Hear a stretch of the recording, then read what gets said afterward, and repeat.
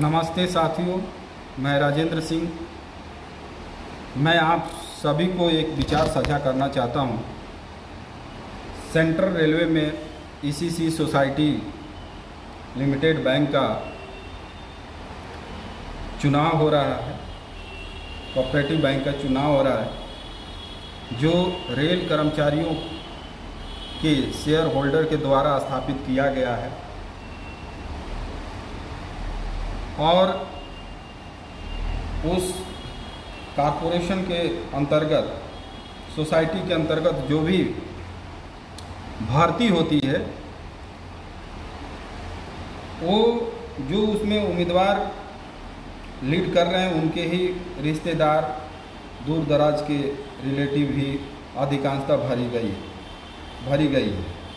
तो मैं ये चाहता हूँ कि उसका भर्ती केवल और केवल रेल कर्मचारी के बच्चों के द्वारा ही भरा जाए, क्योंकि उस सोसाइटी के शेयर होल्डर रेल कर्मचारी हैं, यानी सारे रेल कर्मचारी जो शेयर होल्डर हैं उस सोसाइटी का ऑनर है। तो जब ऑनर हैं तो ऑनर के ही बच्चे के द्वारा उसमें जो वैकेंसियाँ निकलती है उसको फुलफिल किया जाना चाहिए, जो अभी तक नहीं हो रहा है। मैं आप सभी कर्मचारी को आश्वासन देता हूं कि हमारा रेल मजदूर यूनियन की तरफ से 6 बंदे माटुंगा वर्कशॉप में खड़े हैं। माटुंगा वर्कशॉप के सभी कर्मचारियों से मैं उम्मीद करता हूं कि अगर इन 6 उम्मीदवारों को जिताने का काम भारी बहुमत से करते हैं और वो जीत कर आते हैं, तो मैं ये आपसे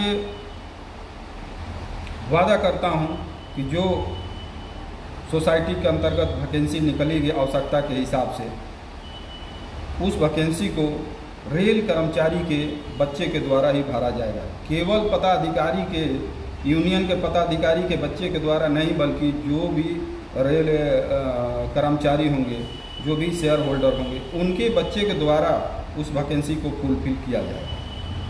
तो मैं आशा करता हूं कि आप हथौड़ा छाप पर मोहर लगाकर रेल मजदूर यूनियन के उम्मीदवार को जिताने का भारी बहुमत से कोशिश करेंगे। अगर ऐसा हुआ तो समझिए कि आप एक बहुत बड़े लॉबी को तोड़ने जा रहे हैं और एक नया परिवर्तन का आयाम आपके मन में बस गया है, जो आगे आकर आपको परिणाम उसका पॉजिटिव दिखाई देगा। तो हमारे रेल मजदूर यूनियन की तरफ से सोसाइटी बैंक का उम्मीदवार जो हैं वो दिनेश पांडे, महेंद्र शिंदे, संदीप प्रसाद,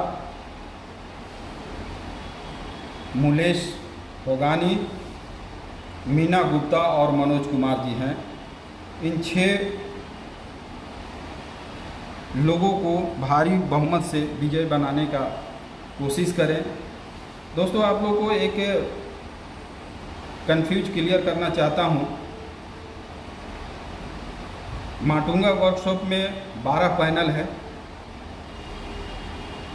तो 12 पैनल में भिन्न भिन्न प्रकार की यूनियन अपना, किसी ने 12 भी खड़ा किया है, किसी ने 6 खड़ा किया है, किसी ने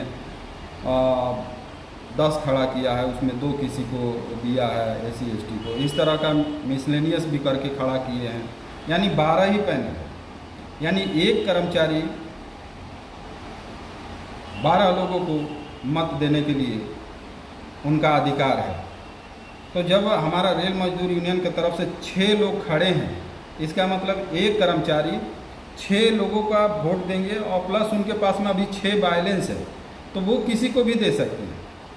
यानी वो लिस्ट में जितना जो यूनियन अपने उम्मीदवार खड़े किए होंगे उनका सबका नाम रहेगा। RMU का भी 6 और लोगों का भी 12, 10 जो भी खड़ा किए होंगे उसमें सभी लोगों का नाम रहेगा, 30 लोगों का नाम रहेगा। लेकिन 30 लोगों में आपको 12 लोग पर ही वोटिंग करना है। तो आप कन्फ्यूजन ना हो कि हम जब रेल मजदूर यूनियन के उम्मीदवार को हथौड़ा छाप पर 6 देंगे और 6 कहीं और मारेंगे तो हमारा वोट बिल्कुल रिजेक्ट हो जाएगा। ऐसा कुछ बात नहीं है, बिल्कुल ये दिमाग से निकाल दीजिए अगर कोई ऐसा बता रहा है कि यार तुम 6 उधर मारोगे और 6 इधर मारोगे तो उसका आपका वोट इनवैलिड हो जाएगा, ऐसा नहीं है, ऐसा बिल्कुल नहीं है। अगर इस तरह का कोई बता रहा है तो आपको अभी से वो बिल्कुल फंसाने का कोशिश कर रहा है, उनके बात को ना माने। आप अपना मत को, आप किसी को भी 12 वोट एक एक करके 12 आदमी को चुन सकते हैं। ऐसे हमारा यूनियन के 6 कैंडिडेट खड़े हैं जिनका चुनाव चिन्ह है हथौड़ा। तो मैं कहूँगा कि हथौड़ा के ऊपर मोहर लगाकर भारी बहुमत से जिताकर एक परिवर्तन लाने का कोशिश कीजिए। क्योंकि कोई भी अगर बहुत दिनों तक उस पोस्ट पर रहने लगता है, उस चीज़ को लीड करने लगता है, तो उनको ऐसा लगता है कि ये हमारी विरासत है, उनके मन में अहंकार आ जाता है। तो उस अहंकार को कौन तोड़ता है? जो मेंबर है, जो चुनाव में वोट देने का अधिकारी है, वो उनके मोनोपोली को तोड़ सकते हैं। और उनको ये पता चल जाता है कि हमारी मोनोपोली यहाँ काम नहीं करेगी, जो शेयर होल्डर डिसाइड करेंगे उनका ही राज चलेगा। तो ये एक वीडियो हुआ और मैं बना के आपको बताऊंगा कि आगे क्या क्या है। तो इसके साथ में मैं अपनी वाणी को समाप्त करता हूं और हमारे वीडियो को देखने का आप बहुमूल्य टाइम दिए, इसलिए मैं आपको बहुत बहुत धन्यवाद देता हूं। Thank you.